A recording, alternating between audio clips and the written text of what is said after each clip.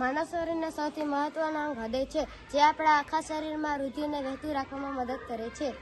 હૃદયનું કદ એ આપણી મુઠ્ઠી જેવડું હોય છે તથા તેનો વજન 250 થી 300 ગ્રામ જેટલો હોય છે. હૃદય એ છાતીની વચ્ચોવચના ભાગમાં આવેલો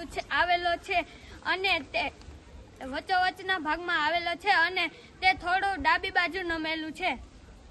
હૃદયમાં 2 કર્ણક અને 2 ક્ષેપકો આવેલા હોય છે, જે 1 મિનિટમાં 72 વખત ધબકે છે.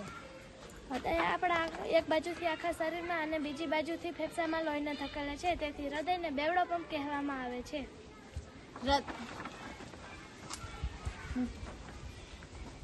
હૃદયના ઉપરના ભાગને ક્ષેપક કહેવામાં આવે છે.